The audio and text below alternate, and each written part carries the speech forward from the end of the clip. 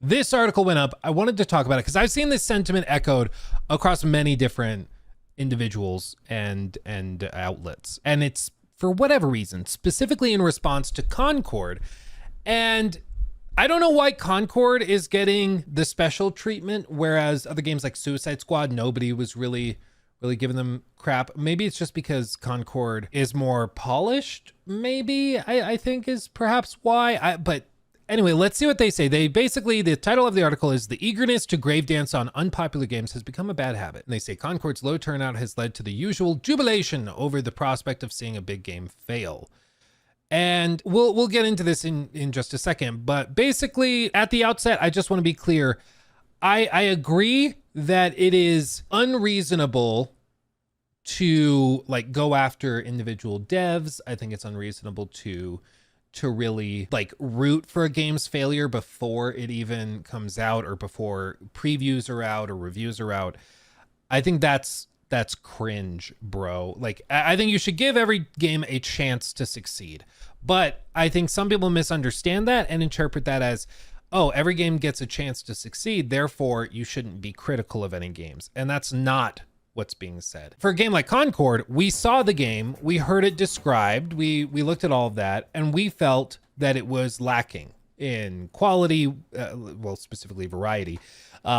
We felt that it was a very poor value proposition. We felt that it didn't do enough to distinguish itself. The cast of characters was really uninteresting, blah, blah, blah, blah, blah. So we saw it, and then we moved on from there. We gave it a chance.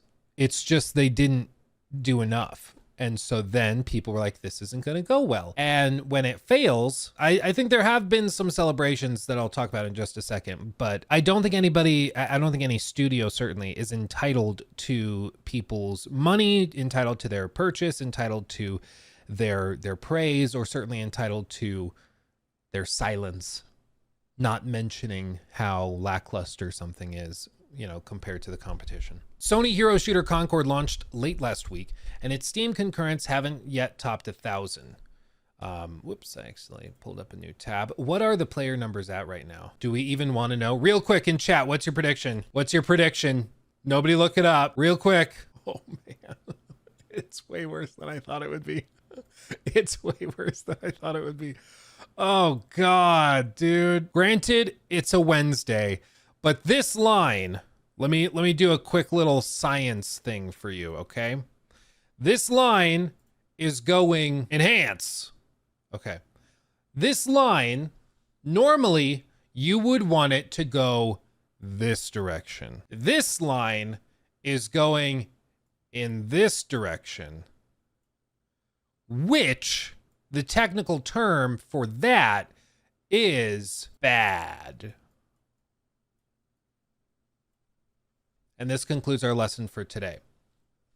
So yeah, it's not performed well is kind of an understatement. It's way worse than anybody thought it would be. The dramatically low turnout has already earned it the title of the biggest flop of the year on social media. I don't think just on social media. I think mechanically and financially, I don't know how you could argue otherwise. Like Suicide Squad, at the very least, I think some people were estimating, there's some of these sites, they were estimating that they made millions, like probably 60-70 million dollars on all of it.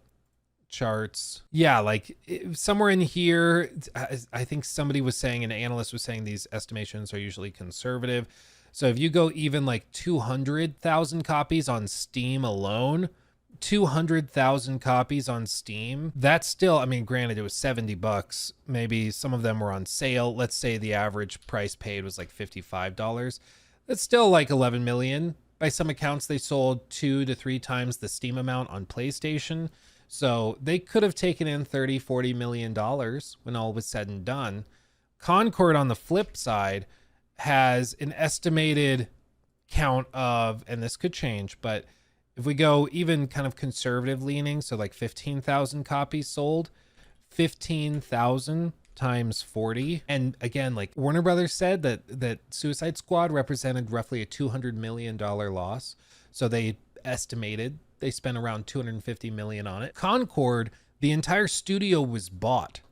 And then it took them 8 years to make it. So by some accounts, they have spent between $200 and $300 million on Concord. So it's not even like a matter of social media debate. Like, they have lost so much money on Concord. It's ridiculous. It's ridiculous. It's another one of those instances where if I, as a YouTuber, make a single video and make a single dollar from that video, I have technically made more profit than Concord has across everything, because they've lost so much money. They're so in the red that it's not even close, which is just sad that someone like me can make more than a game that has $200 million behind it. So, and if you caught any of the discussion on Reddit, TikTok, and other platforms over the weekend, you mostly saw people gloating, posting screenshots of SteamDB concurrent charts and tacking on a general dunk,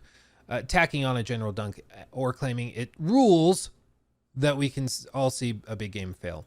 That jubilation over Concord's low turnout, it apparently cracked the top 50 bestsellers on the PlayStation Store of the weekend, though, derives to some degree from an I told you so sense of justice. I would question, though, what else is on sale on the PlayStation Store over the weekend. Maybe pre-orders for Star Wars, but other than that, like, I can't really think of anything else big that's coming out. Black Myth Wukong, I guess, is a good one. I guess. So it cracked the top 50, but I mean, Black Myth Wukong is one of them on there. I don't know what the other 48 would be, so it's not like there's a lot out there. But anyway, it drives some degree from an I told you so sense of justice, the idea of that out of touch, creatively bankrupt executives are cynically chasing trends, and that the rest of us would have had the common sense to avoid releasing a Concord, Marvel's Avengers, Suicide Squad, Gotham Knights, or that perplexing Gollum game. But it's not actually that easy to know why one game succeeds and another doesn't. The devs at Firewalk Studios, many of whom are ex-Bungie, have made a game in the genre that they have experience in and released it without the free-to-play monetization we so often complain about, which isn't a cynical or underhanded thing to do. I do agree a lot of people complain about the free-to-play model, but what I would say is that this is one of those instances where people complain about something and yet their behavior dictates the very, very opposite, where people complain about Call of Duty's cosmetic skins, for example, all the time. And they are ridiculous. $30-$40 skin packs with blueprints and crap, and like a little charm hanging from the gun. And you're spending as much as you spend on the base game on like 2 of these skins. It's insane. But why do they keep doing it? Because people keep buying them in droves, spending billions, not millions, billions of dollars every quarter on those things. So people complain about the free-to-play model, but they engage with it actively. And there was one review, I think it was actually VGC, but they basically said that Concord is a capable and respectable attempt to get into the 5v5 hero shooter genre, but it is fundamentally divorced from the realities of its genre. And that is that in the modern day, if you want to have a chance, you have to meet players where they're at. And they may be complaining about how they got to where they're at or where they're at, but you have to meet them where they're at. And where they were was in a spot where they were playing free-to-play games that are monetized with cosmetics. And they may complain about the price of skins, but they're still playing the game that was free-to-play. Charging them $40 for the game is not some benevolent behavior that some fanboys were trying to make it out to be. Let's just be honest. Charging $40 for Concord was done because I think they knew that this was going to be a little rough to start, and so they wanted to cash in up front. It's the same thing that Suicide Squad did, because at the end of the day, if you think that you have the potential to blow up and have hundreds of thousands of players, sure, $40 a copy is nice, but if the cosmetics are really good and the in-game store is really good, you'll make up a lot of that money on the back end if you go to free to play. Games like Suicide Squad and Concord, I think it's pretty self-evident that they knew maybe this wasn't going to pop off, and so they kept the price tags where they were instead of transitioning to free to play. You saw the same exact thing happen with Lawbreakers. Lawbreakers was originally announced to be free to play, if I recall correctly, and then they later changed it to $40 or $50. I think it was 40. Was it $29.99 or $39.99? I don't know. It was like $30-$40, but they decided to start charging for it up front, and it's because they needed to get that bag before it was too late. It was 30. Okay, it was 30. It was half of whatever. Yeah. So I guess that makes sense. Anyway, I think in again, sentiment, this is right, but I think it's a little bit more nuanced. People do complain about the free to play stuff, but they engage with it, and that's what they're used to. And I don't think charging $40 instead of being free to play is somehow like some grand solution to it. But anyway, but concurrency numbers have in some situations acquired a moral quality. If you release an unpopular game, everyone is suddenly morally justified to shame and embarrass you, whether it's because all big budget games are bad or live service games are bad, or you did too much woke. Pick one. No, I don't think it's that it's just unpopular. In some cases with single player games, they'll point to it and be like, look, not many people are playing your single player game. And that I would agree is stupid. But I think with live service games, player counts do reflect quality, because poor user counts and poor player counts will reflect in a poor experience, right? Like, you're already seeing it. People trying to play Concord are having matchmaking times that are 5 to 10 minutes long.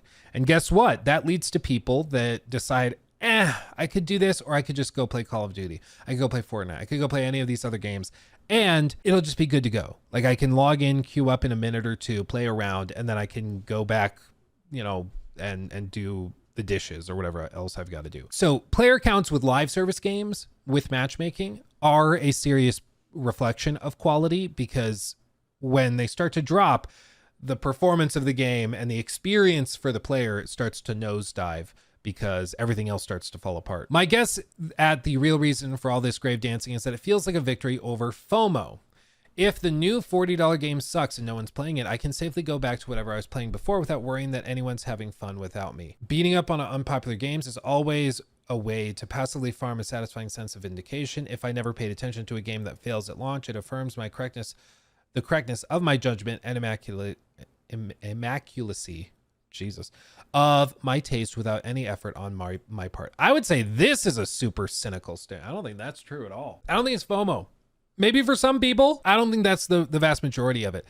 I think the reason people are celebrating and grave dancing on Concord is because, at least from what I've seen, most of the people that are most passionately opposed to it are PlayStation fans, like old school PlayStation fans. The reason that they hate Concord is because of what it represents. It represents a transition on the part of Jim Ryan to live service games.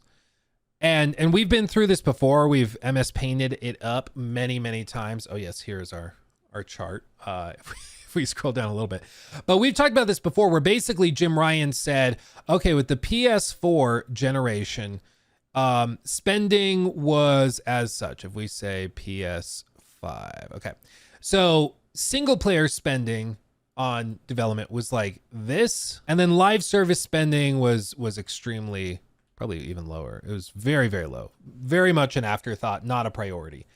What Jim Ryan wanted to do is he wanted to keep single player spend at the same level, but he wanted to raise the spending on live service games to the same level, effectively doubling the spend from live service, from single player, but just tacking it on live service specifically. And what ended up actually happening is that this would assume similar levels of output, but that hasn't actually been what's happened. What's happened is, because they were having single party studios make many of these live service games, and they just thought, oh, we can have Naughty Dog just pump out a live service game real quick. This has been the same spend, but you're getting effectively this level of quality out of it. You're not actually seeing the same output from first-party PlayStation studios in the PS5 gen than what you saw in the PS4 gen. I think we'll start to see it towards the end of the generation, because this has shifted away from this. But all of this has been just a general waste. They've spent all this money, and what have they got to show for it? They've got Helldivers, and that made some money, sure, but pretty much all this extra cash that they spent has been a total waste of resources, of time, of talent. Spending hundreds of millions of dollars, if you include Bungie, spending billions of dollars. And they've got basically the same to show for it as they did back in the PS4 gen, and yet we have less single party games, or single player games rather. I can't talk. We have less single player games that aren't remasters, remakes, blah, blah, blah. We got like God of War Ragnarok, which was cross-generational and was in the works before Jim Ryan. And we've gotten Spider-Man 2, same story. Like, everything under his leadership has been crappy and entirely focused on live service stuff.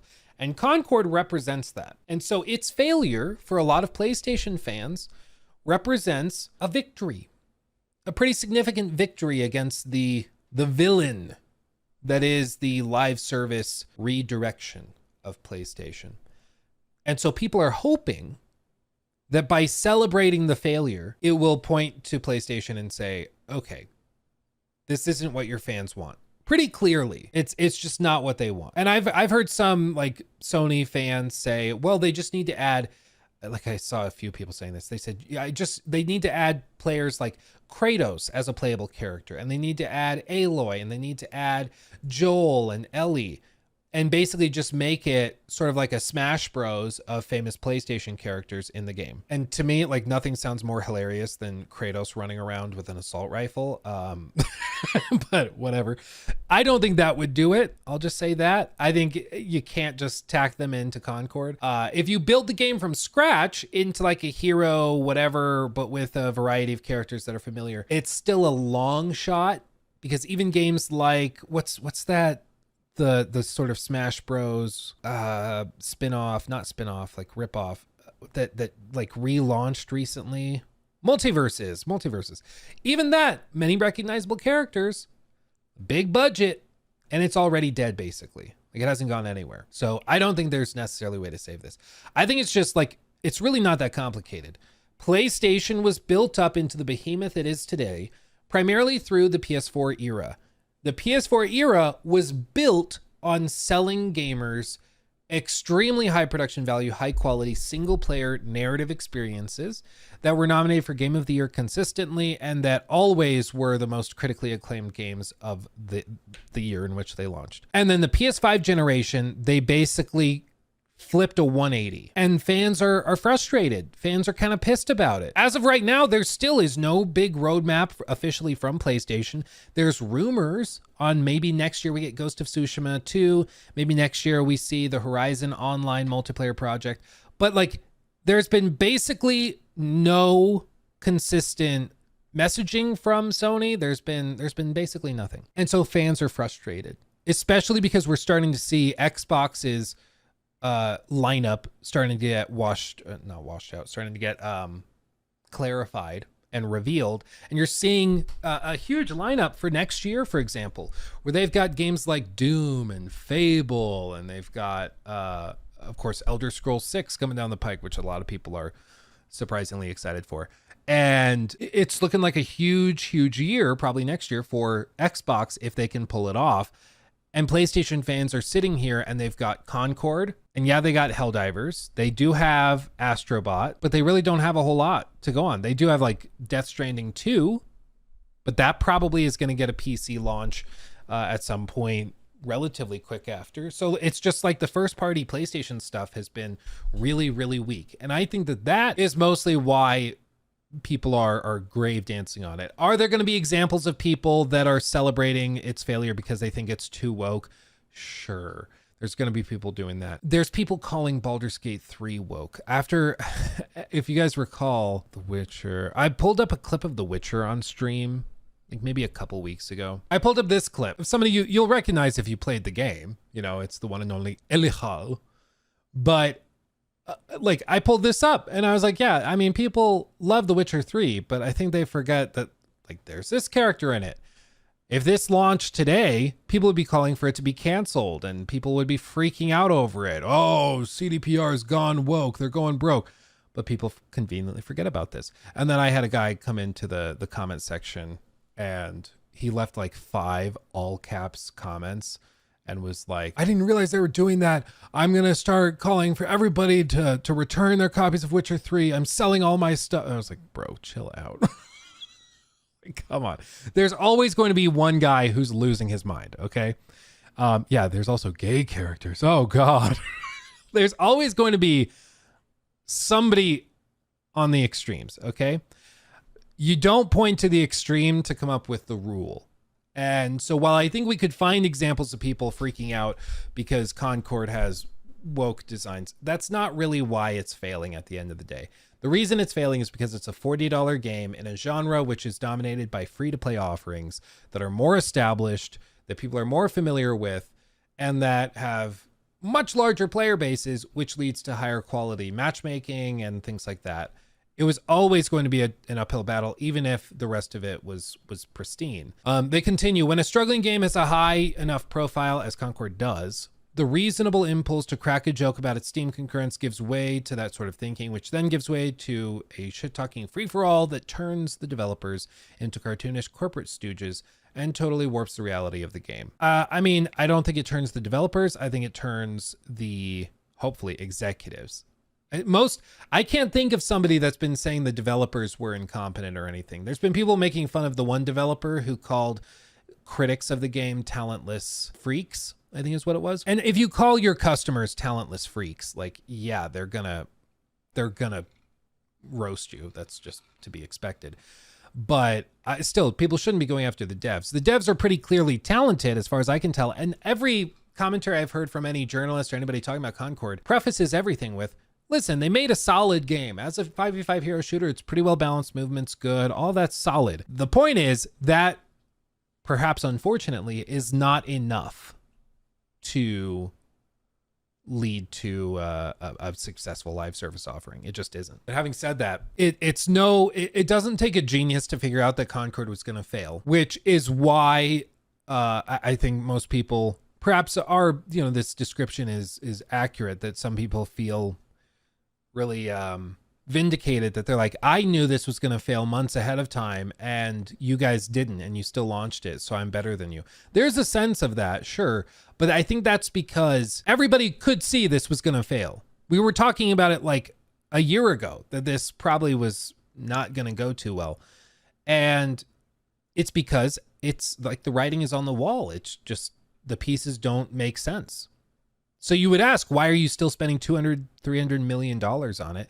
And the answer is because executives were hoping it would find some success and get lucky. And my point is, as somebody that, has studied business, as somebody that runs a business himself, I have like active contempt for executives that run a business based on hope, because it's not the executives that are going to have their lives ruined if the game flops. They're gonna like maybe not get their bonus, but the individual developers that worked on this, they get downsized, they lose their jobs. So the executives are literally gambling with these people's livelihoods, hoping that it does well. Now you could say, oh, well, they're giving them a job for years and years while the game is being developed, whereas otherwise they would have just canceled it and moved on. And that is true. So I guess there's a silver lining in it. My point would just be, I would hope that they would give them a job working on a game that had a chance of success, not a game that was always doomed to fail, basically. They continue. Battlefield 2042 became one of those dog piles back when it launched, and to make their point, its detractors started copying and pasting a giant list of features from previous Battlefield games that DICE was accused of removing, including features I don't remember anyone liking in the first place. I never saw anyone use Battlefield 1's fortification building system, but it became a must-have feature as soon as it could be used as a bludgeon. I don't think the mistake DICE made with Battlefield 2042 was not making a list of every discrete feature that's ever been in a Battlefield game and then putting them all into one game, but through the warped lens of Reddit and other platforms, that's what the conversation became. Again, I think this author is looking at things a little too flatly, a little too literally. For a lot of these discussions and a lot of the outrage, you have to understand that like these are the memes are driven by an emotion, and the emotion is not necessarily what's written out on a spreadsheet where we can be like, oh, well, technically speaking, Battlefield 2042 is missing these features. And if they added those features, the game would be far superior. So we're going to hold their feet to the fire until they add these features back. This feature, they did remove it, but it's actually not that popular. So we're going to remove that from the list. That's not what they're doing. What they're doing is they're attacking EA for Battlefield 2042 because Battlefield was so remarkably broken at launch. It lacked basic features. Sure, some features that were more niche were missing too, but it was lacking like leaderboards in a multiplayer game. Like unbelievable basic ass features just gone. So people were reacting to that feeling of one of their most beloved franchises that they used to play a ton of time with, or spend a lot of time in, like it was mistreated. It was bludgeoned. by executives that wanted to rush it out quickly to take on, I think at the time it launched, it was like it was like Warzone 2 was about to launch or something like that. All these things. I mean, it's just, but the point is players were reacting to an emotion, to a feeling. They were reacting to a sense that EA didn't care about quality or improving the game or adding features to the game. They were just focused on trying to pump it out quick. And that was the emotion. That was the perception that was being responded to. And it's like I've said with plenty of other stuff. There's an old saying from American politics. It was an old political advisor, I think back in the 80s. And his whole saying was perception is reality. And it's been extrapolated sort of to the point where it's perception is the reality you have to deal with. And in the context of politics, it's like, hey, if everybody thinks that you eat children and like you eat babies, that's the reality we have to deal with. We have to fight that perception. Because if all of your voters, potential voters, think that you eat children, we have to deal with that. Even though it's not true, that's what we have to confront, right? In the same way, if people think that you're a crook, if people think that you're slimy, if people think that you're dishonest or that you have a weird laugh or that whatever, like, that's what you have to deal with, whether it's true or not. And in the case of something like Concord, the perception is that it is a game that is only greenlit because developers were hoping, or executives were hoping, that it would pop off, even though it had basically no chance of doing that. And it represents a huge, colossal waste of time and money and resources from a company that has seen their output of the products customers actually want drop precipitously. And same thing with Battlefield 2042. That game, the perception was it was a lazy, rushed out pile of garbage, and executives didn't care about quality. They just wanted it out as quickly as possible so that they could try to compete with Warzone, whatever update. And I think that that's what's missing in this discussion is that, like, yeah, you can, well, actually, any of these games, but I think you're missing the core part of it, which is that these are not, like, these are not spreadsheet discussions. This is not a matter of like hard scientific empirical fact. The audience and the consumers are reacting to an emotion they feel.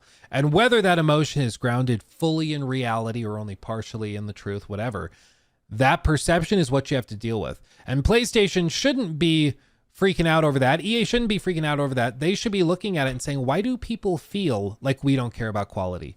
It could be that EA really does care about quality, but why do people feel like they don't? The fact that people feel like they don't give a crap about quality, that represents in and of itself a serious issue you have to deal with. Because maybe it's like, well, we do care about quality, but our actions are leading to products that are very low quality. So therefore people have that perception. So that's the perception. That's the reality we have to deal with, whether or not it's we think fair. That's what we have to deal with. You're laughing. Sony spent $300 million on Concord on release and it couldn't break past 700 concurrent players. And you're laughing. That's funny. Concord's Steam launch numbers are astonishingly low for a blockbuster competitive game, but the piranha-like gnashing of social media hasn't delivered any real insight into why it's fared so poorly. I mean, it's just an expensive game. Everybody agrees is uncool. And that the narrative from the outset, from the moment it had an open, free-to-play beta, the narrative was, this is unpopular and nobody's playing it. And for a live service game, just to download a free-to-play game is a bit of a hurdle. To spend $40 to download a game that you already know is going to fail, why would you do that? If it were free-to-play, I think player numbers would have been a little higher, maybe in a few thousands. But I still think it would have flopped after a week or two. But I don't think anybody really considered how much the $40 price tag would affect it. Some onlookers have said with conviction that Concord's $40 price tag was obviously one of the problems, forgetting that Helldivers 2, the biggest breakout game of the year, and a game also published by Sony, is $40. Comparing Concord to Helldivers 2, like head to head, I think you misunderstand fundamentally the difference. Helldivers 2, there isn't really a competitor to compare it to. And that's part of the reason it did so well, because people saw footage of Helldivers 2 and they're like, ooh, this is different. I like this. And I haven't seen a game like this before. But on the flip side, Concord, exactly, Turtle. There are many games that are comparable. Even just the most obvious, which is like Overwatch, but even like an up and coming one like Marvel Rivals, which is coming soon, those are free to play. And when you are going head to head in a genre against the competitors, you need to meet those players. Because again, Concord needed to win over Overwatch players. It needed to win over the people that are excited for Marvel Rivals. It needed to win those people over, but it was doing that and being like, okay, you guys are playing the game for free. Okay, well, give us $40 and then we'll try to convince you that we're worth $40. Please. And that just doesn't work. So I think comparing these two, this isn't the gotcha that I think this author thinks it is. If anything, comparing the two, I think reveals maybe a fundamental misunderstanding of why the $40 price tag is a big deal. In a saturated market with 39 games released on Steam each day on average, I'm not convinced that price was a problem. Okay. Well, in a saturated market where 39 games release on Steam each day on average, I'm not convinced that price was a problem. Concord couldn't even get a large audience to give it a shot during its free beta.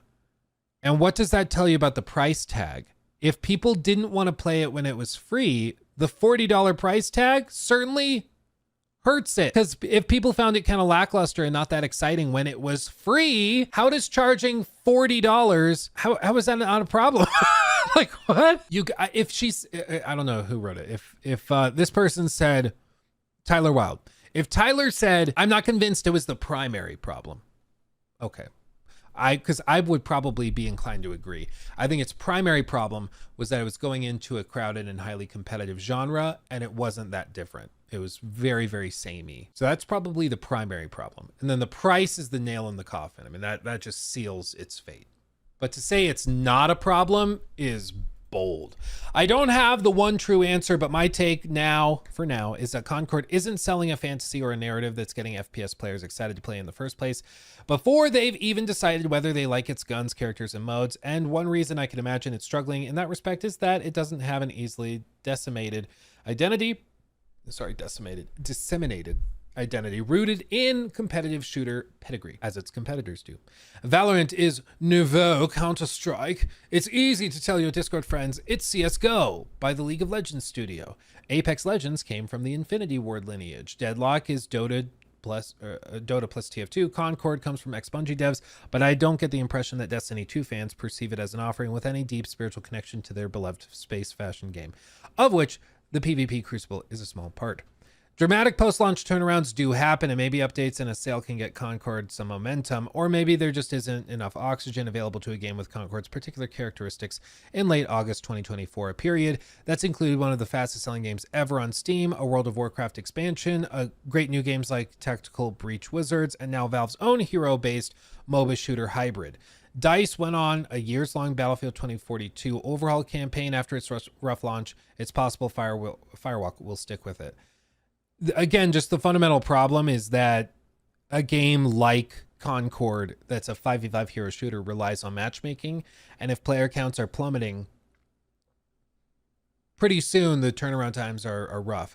Who was I speaking to? I was speaking to somebody, and they were like, oh, I tried to play Concord. I booted it up. I played 2 or 3 rounds, and then I couldn't find a match fast enough, so I just shut it down. I went and played something else. It was good because it was taking so long. But I think that's what's happening with a lot of people. Either way, the reflex to cheer for Concord's failure as if it's deserved only produces resentment and misunderstandings, creating an environment where everything is deemed obvious and real analysis is drowned out in favor of shareable quips, surface level observations, and hyperbole. These are not the ugliest character designs you've ever seen. Reddit, get a grip.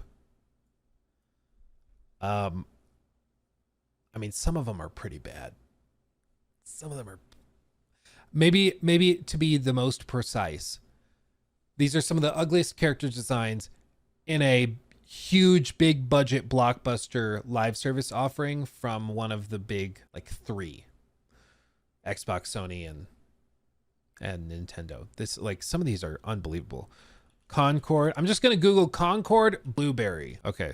The game is not that well optimized in Google. So this is the one I wanted to pull up because they look like a blueberry. Like, this is unbelievable. this is very, very bad. Okay. Others, maybe not that bad. Like Lennox, sure, is not that interesting visually. So I do think there's part of that. Generic dude 32. Lark, interesting little alien looking creature. That's fine. I don't even know what this is supposed to be.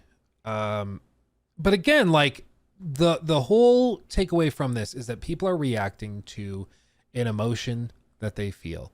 And the emotion is one that this is something that represents everything they hate about modern AAA games and these big budget projects that nobody asked for. So this article, I think, is just, frankly, I feel like it's representative of somebody that's trying to find a way to defend something they like. And I understand you might really like Concord. You might like the gameplay loops and you might be excited to see something other than Overwatch 2. Or maybe you're just bummed that you spent $40 on a game that's already dead. But to try to lecture the community for having a feeling and then behaving accordingly, I think is a little silly. They go on to finish this up. You can understand why this is a more comfortable rhetorical lane than reckoning with the more complex reality of a volatile gaming landscape, where quality is not the sole predictor of success, where multi-billion-dollar institutions like Sony now often struggle to be heard, where it's difficult to make predictions, and where it often feels like years of work can be swept away by small miscalculations and rapid changes in taste. But even this, small miscalculations, they spent $200 to $300 million reportedly on an Overwatch clone. And if it's been in the works for 8 years, guess when that times it out? Guess when they started working on this? Because again, developers have said they worked on this for 8 years. What game launched roughly 8 years ago?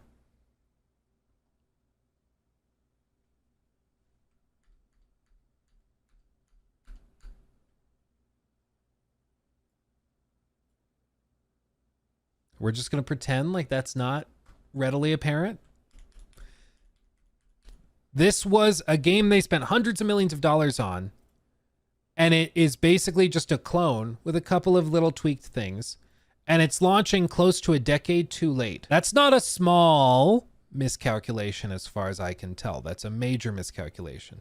Rapid changes in taste. Again, I don't think anybody would have connected with this game, in my opinion, in the last decade. So long as games like Overwatch and certainly Overwatch 2, with the free-to-play offerings, I think since the shift to free-to-play stuff, charging $40 for a game that's very similar to a free-to-play game that already has a huge audience, that's, again, not a small miscalculation. That's a huge, major blunder. And if Sony executives really were looking at it, like they were back here, like he says, where they're saying, well, Helldivers 2, we sold for $40 earlier in the year. That was live service. So we'll do the same here and we'll make tons of money here too. If that really is how simplistically they view their live service operations, that explains everything. Because if they are so freaking out of touch that they don't understand how different Helldivers 2 is from Concord and how different the communities are that they're targeting, I don't feel bad at all. But I think that it reflects a broader sentiment, which is that the people making these decisions are not playing the games. They view it as live service offering. Concord is live service. Helldivers 2 is live service. They probably share similar player bases. And there's also this weird false premise that a lot of these executives seem to operate on, which is that there is just this endless supply of live service gamers. We even heard it in those interviews with Cliff Bleszinski in that Lawbreakers video that we looked at, where he says, I think there's room for maybe 4 or 5 big offerings in this space, and we'd like to be number 2 or 3 in that space. But even that's very, very generous. I really don't think there's that many people. I don't think there's room for 4 or 5. At least he acknowledged that there was like limited room. It wasn't like there were endless players. But even then, I think that's pretty optimistic to assume there's that many players. Because if you like hero shooters, you probably are actively playing a hero shooter that you like. And so games like Concord have to price themselves according to the competition and what they're competing against. And they didn't do that here. In fact, they seemingly made active choices to go against the grain and do things that would turn off the established player base. And as a result, it's failed. There's broader conspiracy theories where people are like, oh, well, actually, they wanted this to fail because they needed the tax write-off. But here's the thing. Tax write-offs within a business, they basically save you money based on your corporate tax rate. And they discount it based on your corporate tax rate. But at the end of the day, while tax write-offs are nice, sure. You know what's better than writing losses off on your taxes? Having profit. You know, like if I could tell you, oh, you can write off $10 on your taxes, or you can make $5 and pay $1 in taxes. In one example, you don't get any money, but maybe you avoid paying a little bit more in taxes, or you can write it off and carry it forward for however many years. But on the flip side, you could just make $4 in profit and just pocket that. Every company would rather make money than just write stuff off. Concord was not some grand scheme for tax write-offs and stuff. It's just an example of executives that thought that they could waltz in and, I mean, really, it's just hubris, I think, at the end of the day. I think they really thought that PlayStation fans would carry this to success, and I think it's pretty clear that that has not worked. So, again, the initial sentiment outlined in this article, like, don't grave dance on unpopular games. That's bad, because the inference that I guess they're pushing you to make is that, therefore, as a result of this, companies will be less likely to take risks and will be less likely to do all that. But even that, I'm not sure I believe, because Concord is one of the safest games I've ever seen in my life, which is part of the reason it's not exciting at all. But having said that, while the initial sentiment we can perhaps find agreeable, yeah, we shouldn't necessarily like hyper fixate and celebrate in failure. Like, it should be a solemn occasion. Like, oh, that's too bad. I wish it were good. The rest of the article is basically calling people who are doing this and who are perhaps cheering on the failure of Concord, just trying to call them irrational or silly or foolish, that they're contradicting themselves everywhere. But I think they fundamentally misunderstand, Tyler, the author, I think fundamentally misunderstands why it's happening. And that's because of what Concord represents. And if Sony continues putting games like this out that represent everything wrong with their new direction under Jim Ryan, so I guess not that new, people are going to continue rooting for the demise of these types of projects. Just wait until we see the Horizon game. I think that's one. It's got the budget and the talent behind it to potentially make it successful. But if that really is, according to rumors, a Monster Hunter clone that you can play with your friends and has like a Fortnite art style, I'm not sure that goes over super well.